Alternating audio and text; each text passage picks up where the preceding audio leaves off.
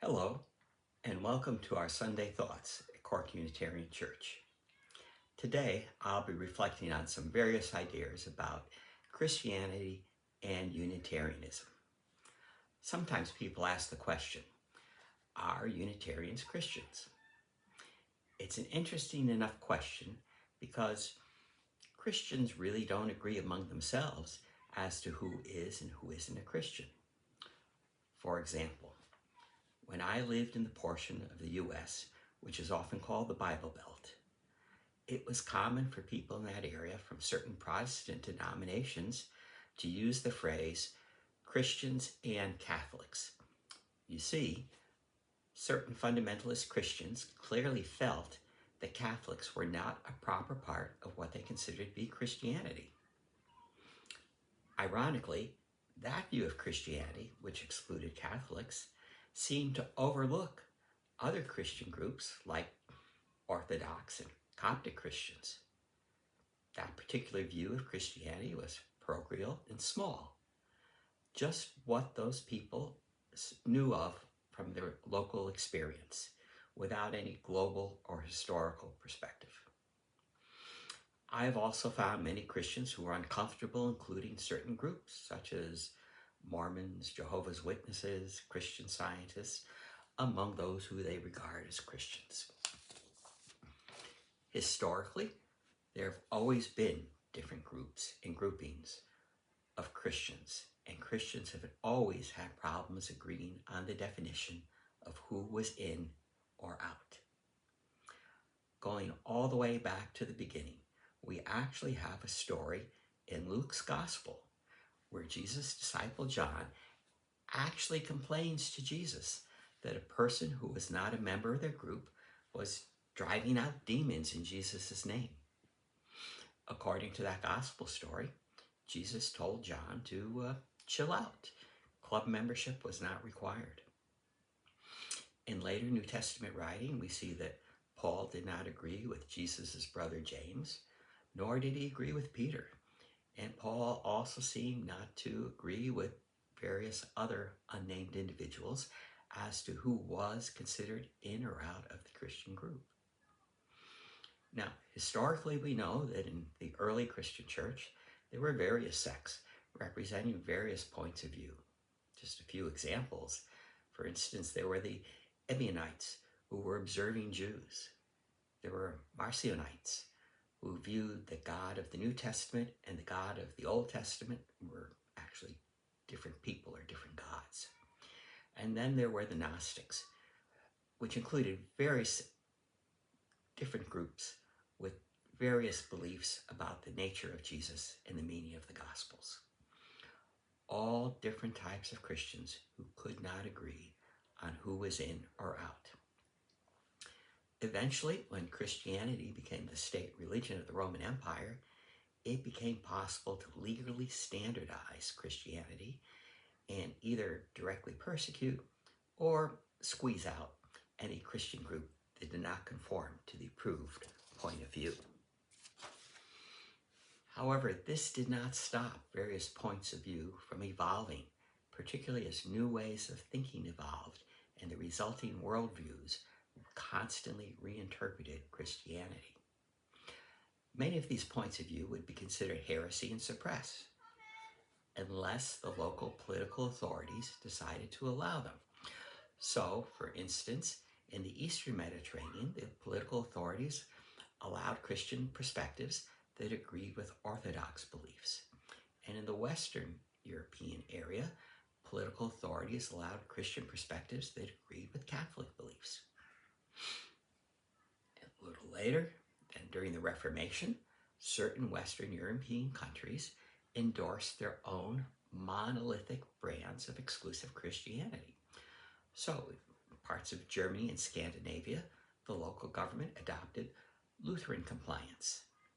In England, the government adopted Anglican compliance, and in certain other places, the governments there required Christians to comply with Calvinism. Historically, while Christianity was always diverse, it was often exclusionary with respect to internally tolerating that very same diversity.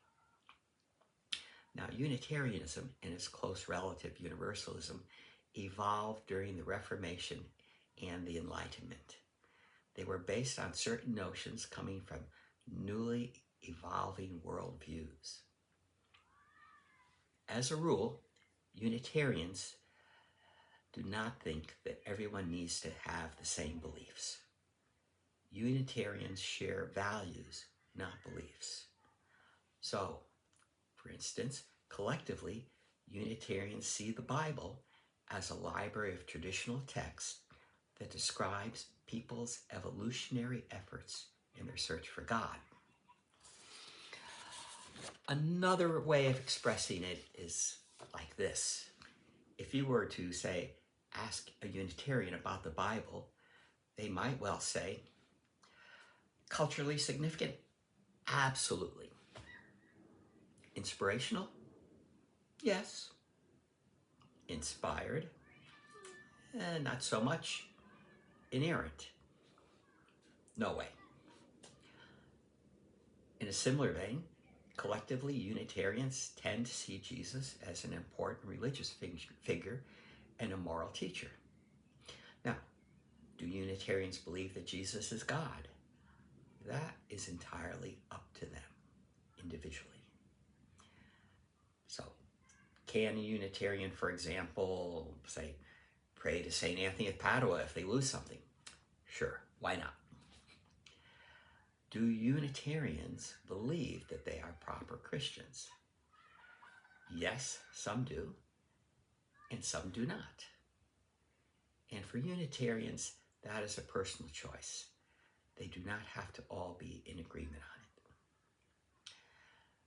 More important than perhaps any Unitarian answer to that question might depend on your definition of Christianity and if it matches that particular Unitarian's definition of Christianity.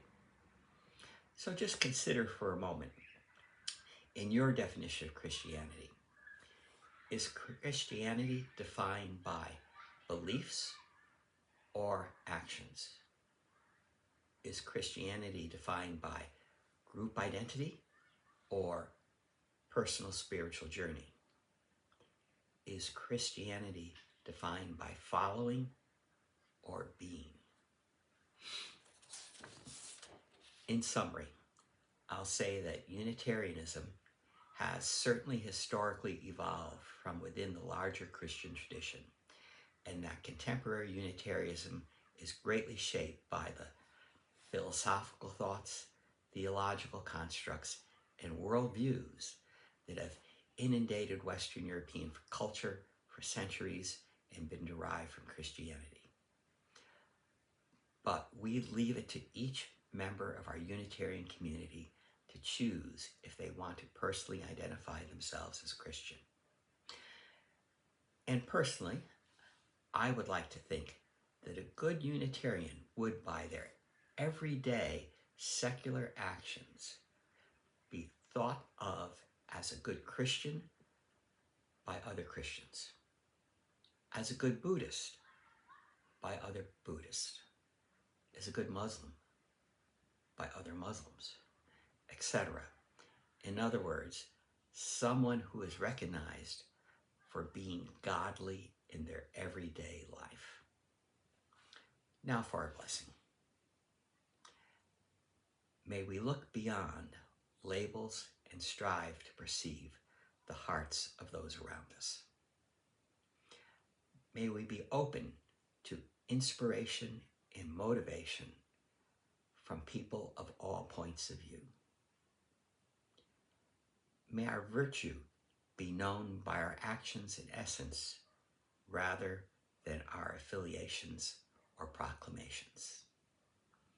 And until next time, I wish you all peace and blessings.